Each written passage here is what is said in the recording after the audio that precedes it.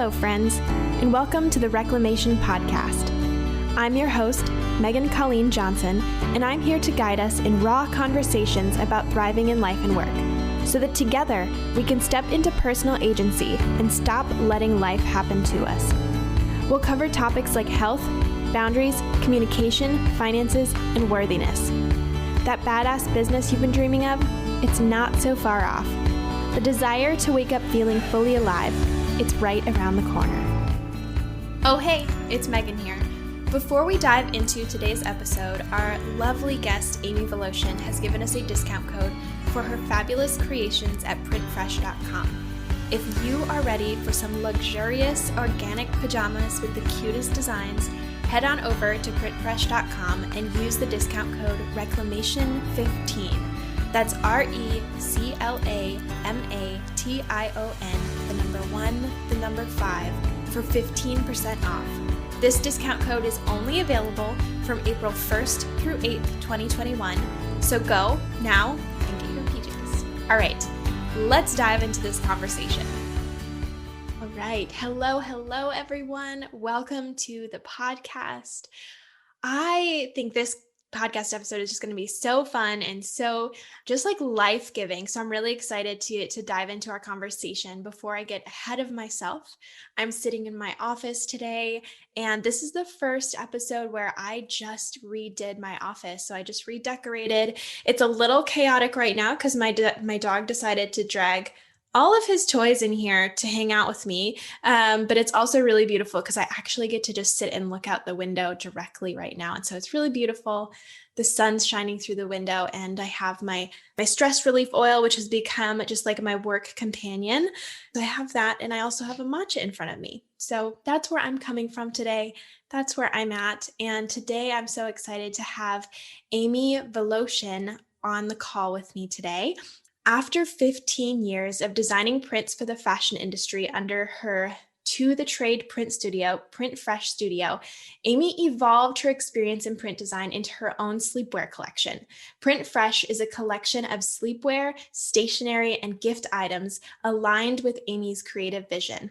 Inspired by plants, animals, and home decor, her collection is a reflection of those loves and passions. Amy is an alumni of the Rhode Island School of Design with a degree in textiles. She lives on a vineyard with her husband and business partner, their 2 children, and their rescue chihuahua, Meemo. So fun, so excited to have you here today, Amy. And yeah, before we dive in, I'd love if you could just share a little bit of where you're recording from, what you have in front of you, kind of setting the stage for listeners so they can picture us both as we're sitting here on the call today. Of course. I'm recording from Ocean View, New Jersey. I'm in our temporary office, which is next door to my house. And I'm sitting at my desk, which is covered with all sorts of things. I have sketches, memory cards from a photo shoot the other day. I have my seltzer water that has a lemon in it, and some coffee in my cup, and a couple samples of new products that we're working on. I love it. I love it so much. I feel like I can picture all of the inspiration kind of like scattered around. So great. I really need to start doing that in my office now, like just pasting some different inspiration things on my walls. I'm slowly putting the pieces together. So that's super fun. Yeah. I love having like different inspiration around. It totally helps. Yeah, definitely. I love that. So I'd love to hear just a little bit about your story. How did you start? What did you have to reclaim so that you could step into the life and work that you love? And just fill us in kind of on your story. Yeah, so I've always loved fashion ever since I was young. And I always loved fashion magazines. I would always collect them. And I knew early on that I wanted to design clothing. And after graduating from college, I designed for a couple of different major fashion companies and mostly worked in pattern and fabric design. And then for the last 15 years, as you had mentioned, I had been selling patterns to fashion companies. But then around like 2016, I definitely saw the market was kind of becoming smaller. So that's when I decided to kind of pivot my business and diversify into different markets that used pattern. And one of those things that I started with was stationery, mostly just because it was self-fundable.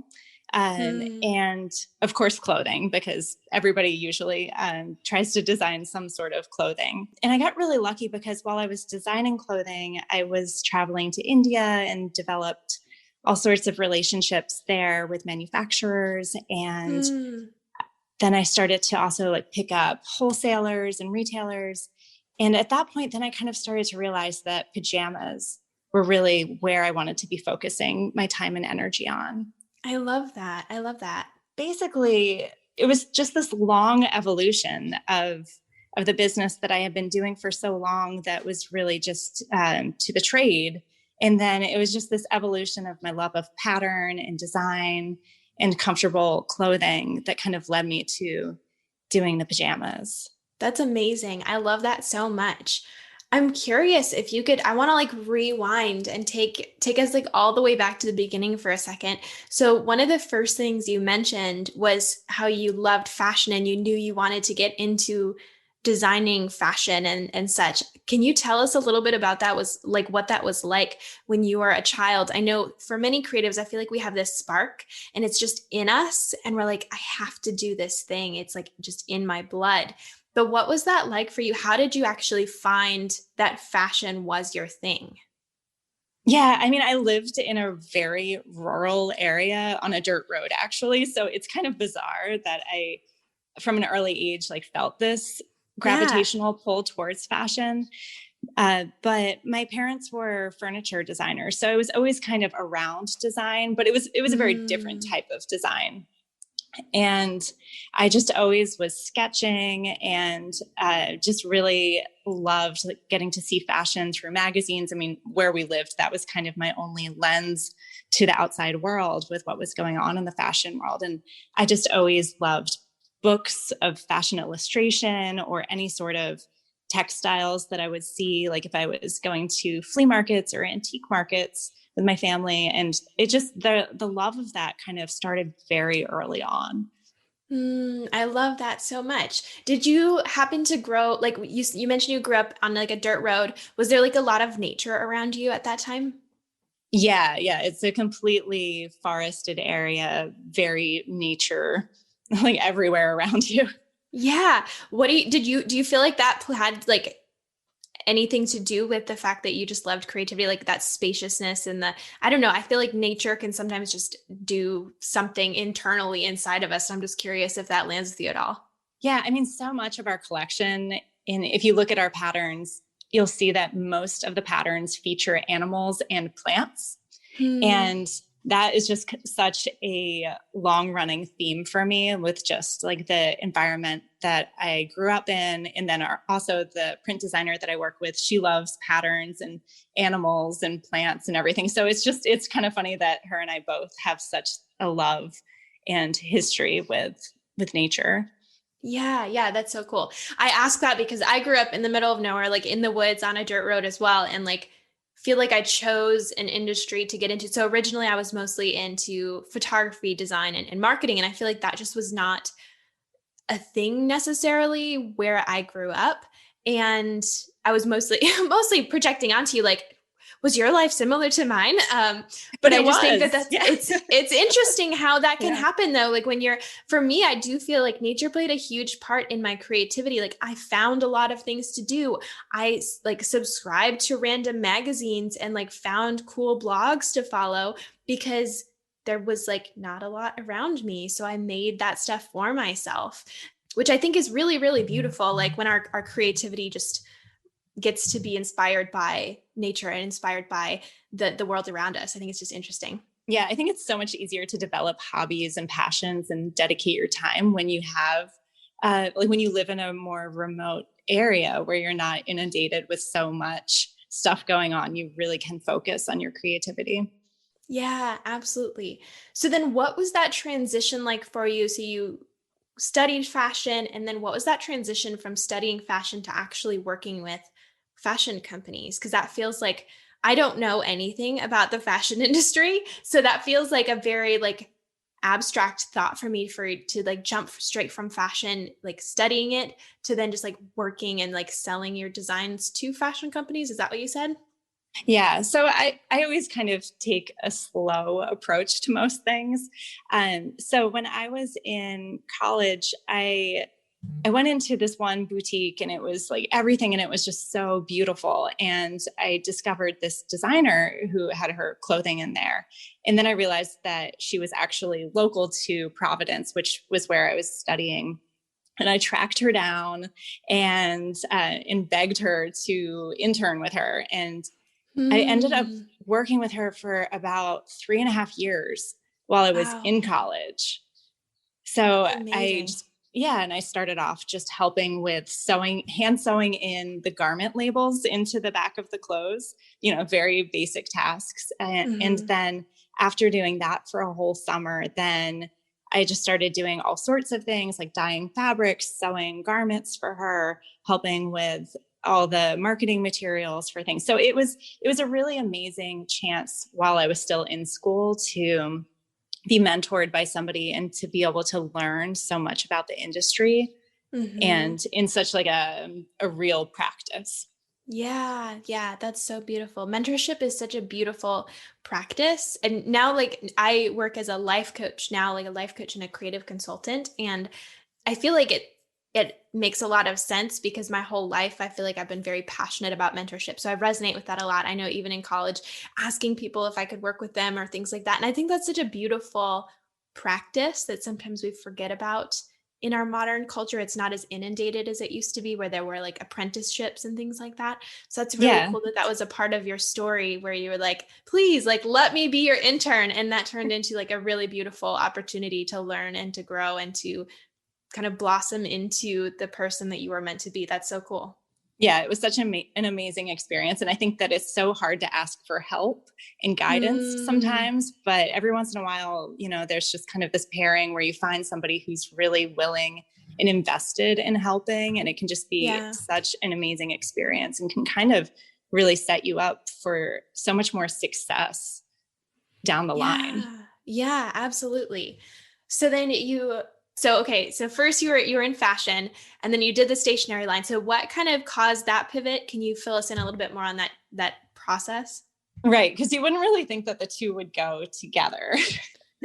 I mean, And creatives, I think you can probably have your hand in a little bit of everything, but I'd love to hear more. yeah, so when we started with the stationery, we were self-funding our business. So it seemed like something that was affordable to start with.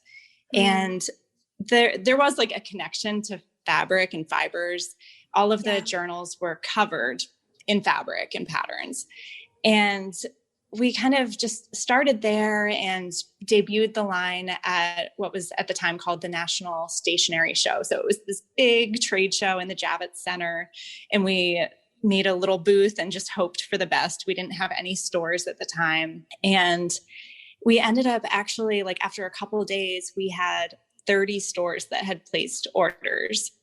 So Wow. we were so excited. And then That's also amazing. it was not like I didn't know what to expect really because we had never done anything like that before, but it went really well. And we were lucky to get picked up by a person that manages a lot of brands. And then she started Mm. really mentoring us and helping us with the line. And it kind of just took off from there. But then we had what kind of transitioned us into doing the sleepwear was we had a couple of these notebooks that had the most beautiful patterns on them, but they looked kind of like not quite right on a journal. And also then we didn't really want to make typical clothing, like they wouldn't look quite right on a dress. Hmm. And we kept on putting them, like putting them away in bins and then taking them out and hanging them on the wall.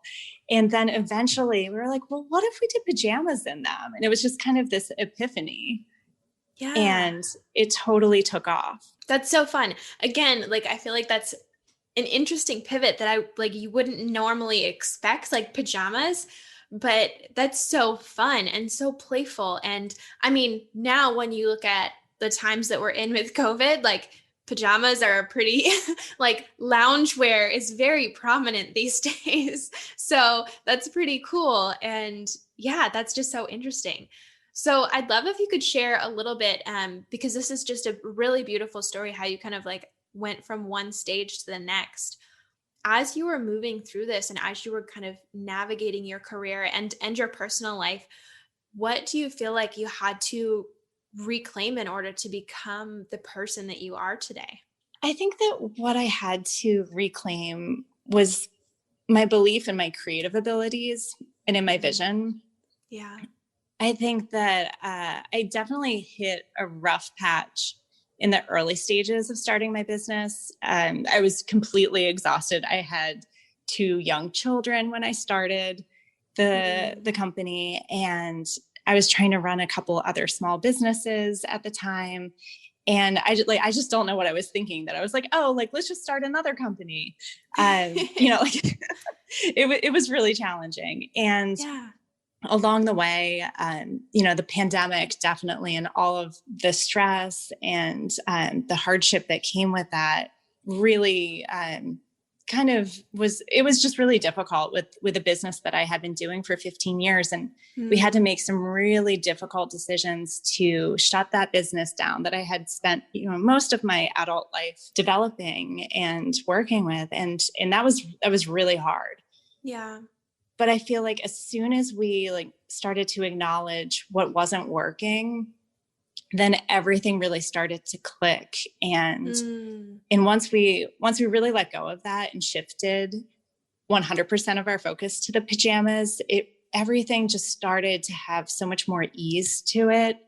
But I think that after all that, trying to just reclaim that creativity was just so hard, because it requires so much trust in yourself and really believing in yourself.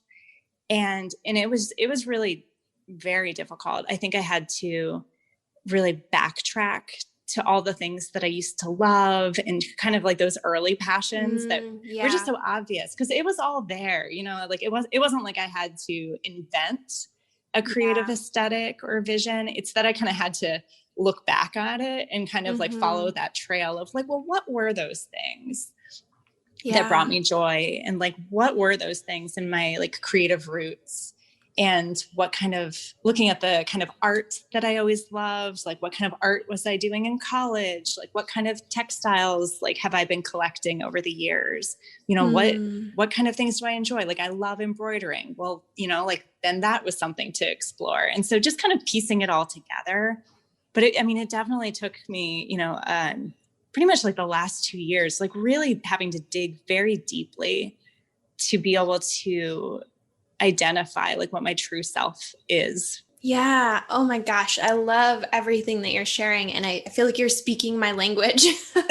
I specifically, when you use the word ease is something that I personally in my life and in my business, I'm trying to continue to embrace, because I think it is really difficult to just be able to rest in what is working and call out what's not working. That's a very difficult process. Just like what you were sharing. When we say, okay, this is not working, and then we embrace the things that are, it invites so much more ease into our daily lives, into our business. But sometimes we become really attached to these other ideas, and we become really they're part of our story. Yeah, deciding to cut those cords to things that aren't working. And there's always all these reasons why not to, to just keep going or keep trudging through, or people are always telling you to level up and just keep going. Yeah. And it's some things just don't work. Mm-hmm. Yeah. Oh my gosh. Yes. That's so good. Some things just don't work and it's okay. That's a big thing. It's okay to let go of those pieces and embrace the things that are working for you. So I guess I'm curious, can you share, how did you notice what wasn't working? What was that process like for you? Well, it had been happening over the course of many years, where I think the industry that I was in was just becoming tougher and tougher every day. There was a lot of competition. I think that there's just a lot less funding for that type of work. And it just every year got harder for different reasons. And it was just such a challenge. Like, and it just was a feeling. And it was also like a financial, like, reality, I think.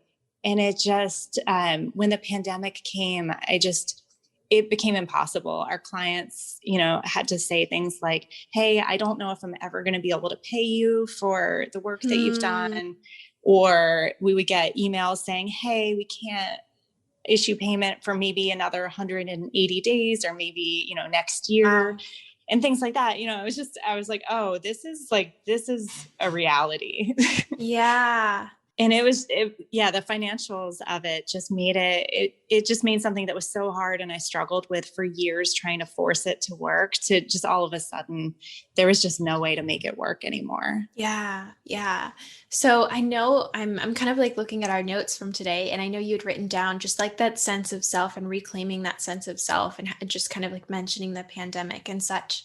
And I'm wondering if you could speak to that a little bit, because I want to move into some like empowering tips and things like that. But before we, especially as you're talking about the pandemic, because I feel like this is going to resonate with so many people, like a lot of my audience, they're creative people, they run their own businesses, where we've all experienced the pandemic in different ways, but also have had a lot of similar through lines. And so my immediate reaction is like, let's talk about how we can work through that together. So when you were reclaiming your sense of self and just coming home to the art that was most inspiring to you, and just remembering those pieces of yourself, what was the point when you were like, oh, I need to start looking back. I need to remember who I am. What was that point for you? Yeah, I think I was really trying to tap into my creative style, my kind of intuitive sense with those things. And so I was just trying to do a lot of different things, like journaling every day. I started this amazing practice of journaling 3 pages every morning and just stream of consciousness. And it really, everybody says journaling is good for you, but it really is.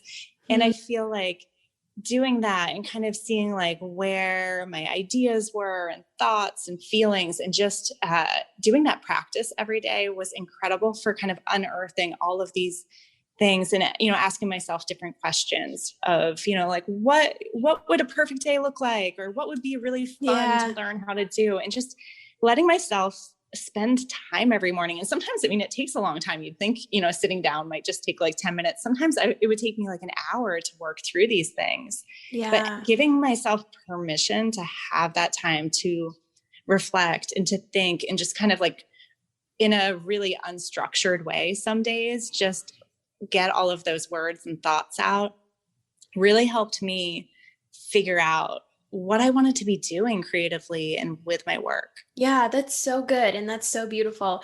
I know for a lot of people, journaling, I feel like we talk about journaling in the self-help world anyways, we talk about journaling a lot, but it can be a hard thing to prioritize, but it's so worth it. And it can just reconnect you to yourself in a really unique way that's not, I don't know, it's hard to find in other spaces. So that's really cool that was kind of a catalyst for you and helped to support you. That's really cool. Hey, it's Megan here. We'll get right back into today's conversation.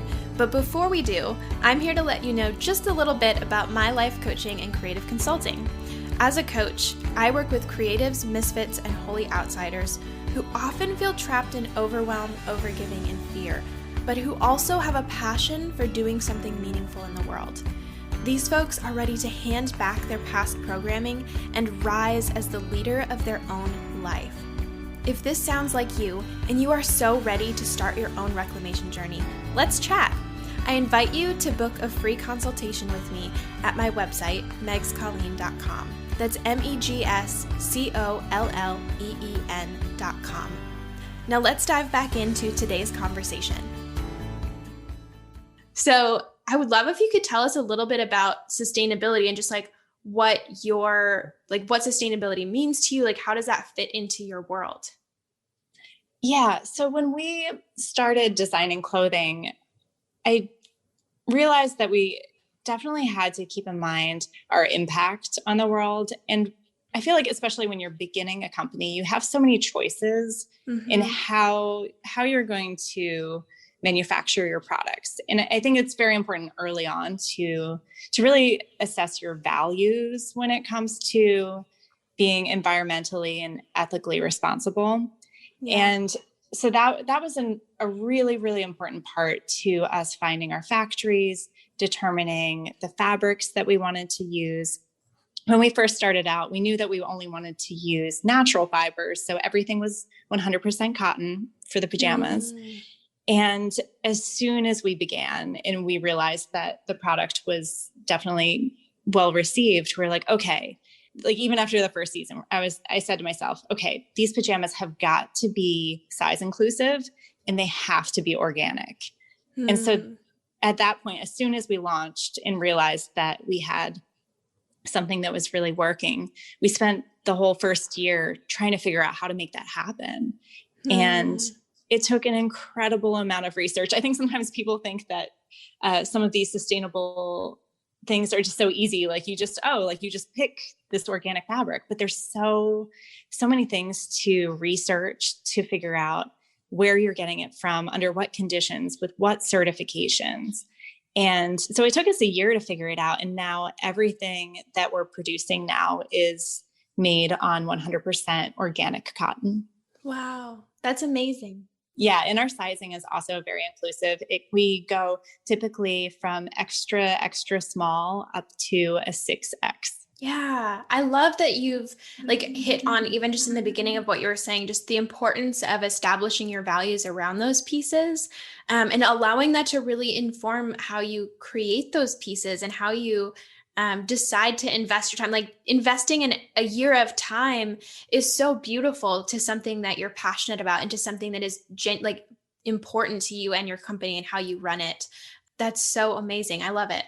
And such a great model just for everyone in the small business world, because it can also be really difficult, because at least for me, something that I've witnessed in my experience with small businesses is it's very easy to choose things that are not sustainable. Like those are pushed forth towards us everywhere. Those opportunities. It's so much cheaper to like purchase things that are non-sustainable. And even in our daily lives, like it just is like, oh, well, this is cheaper, so I'm just going to buy that. But sustainably, like purchasing, just even as a consumer, it's, you have to take a look at your values and evaluate, okay, well, how do I want to show up in this world? Am I willing to maybe sacrifice in one area so that I can, purchase this other piece and like slowly over time make that shift forth? But that's really, really beautiful and just very inspiring. I love that. Yeah, there's so many decisions to make with it. And also like, I think sustainability is a lot about refusing certain things. Yeah. Like whether it's like refusing like your cutlery when you're getting takeout or whatever it is. And for us, it's kind of trying to eliminate different things with our packaging and, kind of trying to create this beautiful experience for customers, but also not use anything wasteful in the process. Yeah. That's so good. I love that you mentioned the cutlery. I keep trying to get my husband to, when we do get takeout, it's like, don't forget to tell them before they hand you the bag that it's all about refusing that stuff. It's so much harder now. But yeah, especially before. But yeah, just refusing those things is so important. Mm-hmm. Yeah. And just those little bits of statements that we can kind of, just those small things we can do to make an impact wherever we're at. So yeah, I love that. So I would love to chat a little bit about, so you shared some stuff about your business and your history, and especially when we're talking about the pandemic, like, and how that impacted your business and so many people's small businesses. I'd love if you could just kind of share some empowering tips that you discovered along the way. We already just chatted about journaling, which is great. But for folks who are listening, like what are empowering things that you've learned from your journey and from this process that you'd like to share? Yeah, I think that one thing that is good to keep in mind for artists or creatives or anyone that is trying to have a business is to find what sets you apart from everyone else. And I think it's about finding that special combination of whatever it is your talents are and your skills, and putting those all together to figure out what makes you unique. Yeah. I think it's just, it's so hard when you're trying to like figure something out, and it's so hard to be like the best or the smartest or all of these things, that are kind of, insurmountable in some ways, but it's just about figuring out what we're good at and just putting together those three things that are like your best talents or skills or gifts in this world. And that combination is really what will help differentiate you from all the other people out there that are trying to do similar work. Yeah, definitely. I actually had a call yesterday with a friend of mine, like a kind of an Instagram friend, and she's also my tarot reader and does like astrology. She's a pretty fantastic person.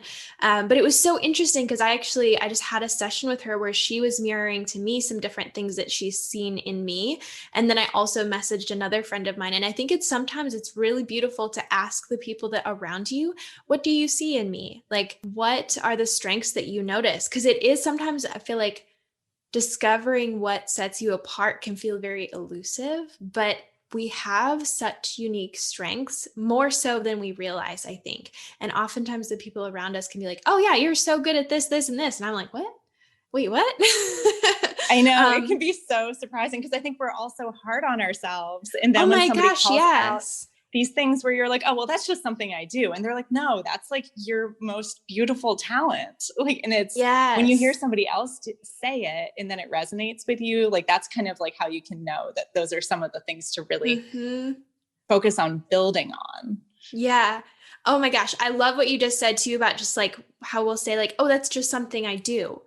And when you were talking about ease too, I think that's a really beautiful connection where like sometimes we just make things so much harder for ourselves when really sometimes our greatest strengths are just that thing we do. To us, it feels so easy, but to other people, maybe it's not. And that is like that sweet spot, that magic. Ugh, I love that. Yeah, I know it's so hard. We're so ingrained to try to pursue these things that are challenging for us, but like, it's just there. It's such a better feeling to me, like just to be able to like sit in that, like in something that comes naturally or feels good, or just like, it just has like the right feeling to it. It's amazing. Yeah. Just letting it be easy, It's so hard to let things be easy, but oh my gosh, it's a continual progress thing that, we'll get there. Yeah. Yeah. So what else? What else do you have for us in these empowering tips? Okay. I would say be patient. And I say that if you're not patient, I think that I'm like very action oriented. And I think that sometimes that can be hard because I've really had to learn to be patient with myself and also with others. And I think that good things just take time. And it's really challenging because sometimes like a beautiful product or artwork or whatever it might be, might take months or years to really get it to the point where it will be well received. And some things just can't be rushed. And I think especially for those of us that are designing products or have a service that we're selling, sometimes we have to get it right, because, if you have that chance to be an overnight success, and then if the product or service isn't quite there, then sometimes it might not get the success that it deserves. And I think recovering from a bad product experience or something like that can be hard. Yeah. Yeah. Something that's been coming to mind for me recently is when it comes to things and just like allowing things to take time, it's just allowing it to be a gestation process, like almost thinking of it like pregnancy, where you can't rush a pregnancy. I currently don't have kids, I've never actually experienced pregnancy, but that's kind of what comes to mind for me is it's this like pregnancy is 9 months long for humans, and you can't rush that process. It is what it is. And when it's time, and it's going to happen. I know. And because I've had 2 children, and I just remember being like, okay, well, when's the due date? And I used to be like so much more hyper focused on like, well, like this is the date, this is when it's going to be done. And they just kept on telling me, the midwives kept on telling me, they're like, it's going to be whenever it's going to be. It's going to be around then, but you don't know. and it's, it just takes the amount of time. You can't rush it. You just have to be with it. Some parts are uncomfortable. But eventually you get there. Yeah. Oh, I love it. So be patient. Be patient. Yeah. What else? I think I mentioned this a little bit earlier, but I think just being kind to yourself is just so important, and it's so hard to do. I think that so many of us that are pursuing creative things, we can be, just so critical of things. And it's just, I'm always trying to remember to talk to myself in my mind as if I was speaking to a friend, and just trying to reframe it when I get down on myself about things not going well or certain things just, not meeting my expectations. I just have to try to talk myself down through my head of just how I would with a friend. And it makes such a difference. Kind of, yeah, what you were talking about earlier as well. Like we tend to be hard on ourselves, and it's so important to just be kind and to love and honor who we are and our process and our unique journey. So I don't want to jump into wrap up questions just yet. I would love to hear, like, is there anything else that you feel like you would like to share just with our audience, knowing that some of them have not started businesses yet and maybe have a spark of an idea? What would you say to those people specifically? I would say, it's very common advice, but I think just get started. I have so many friends that want to leave their corporate jobs and start something. And I think that it can always seem like this major endeavor, but I think that just starting, like whether it's selling some things on Etsy or eBay or some way of selling things, it can be small in the beginning, because I think that you'll learn things through figuring out your logo, a website, how to do Instagram for your business, like all of these things.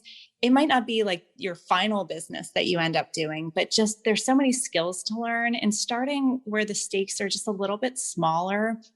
I think let it be more fun and more playful, and you can just kind of experiment and explore, and it may evolve into being the big forever business that you want to have. But I think it's just about beginning. Yeah. Yeah. I love that.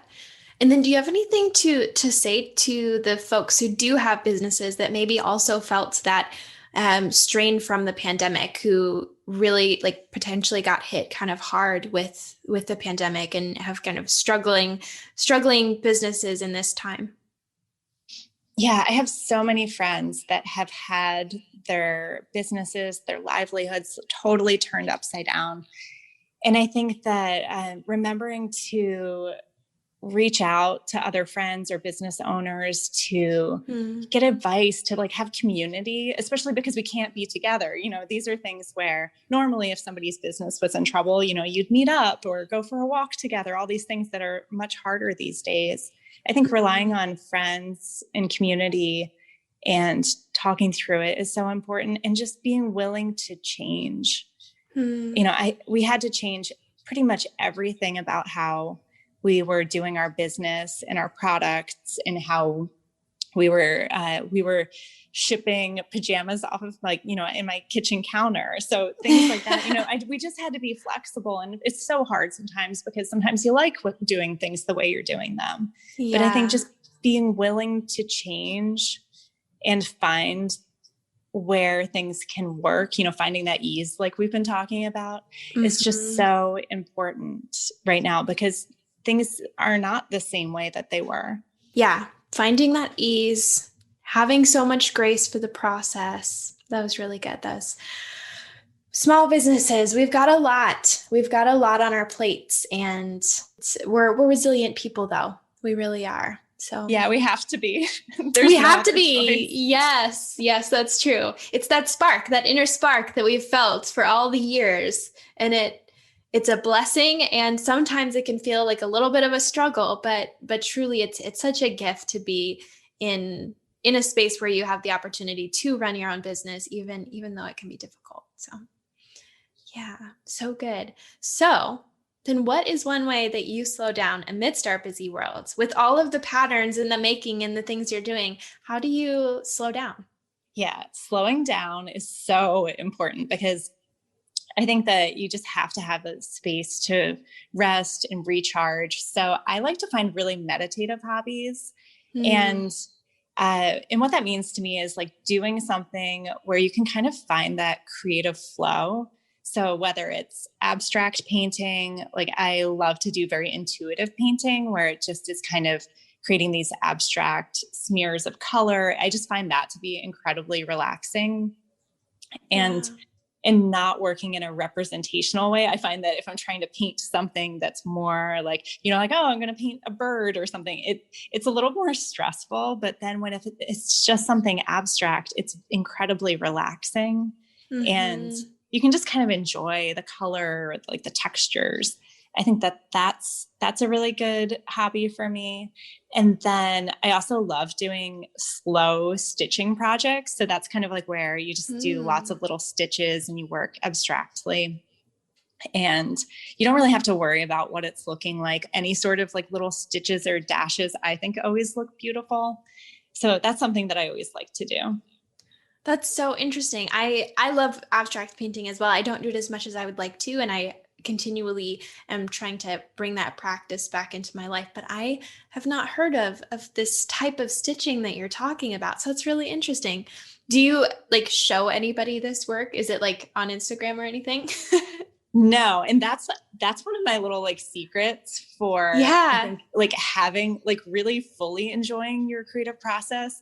I think that keeping it to yourself sometimes, I mean, it's like very hard to do in these days, but I Yeah. think that keeping your creative projects and stuff like that to yourself, like when you're really just trying to do it to relax and enjoy it, Mm-hmm. it's just so much more enjoyable because you're Yeah. not thinking about, oh, will people like this? It's just, well, I just like doing it. It doesn't even matter what Mm-hmm. it looks like.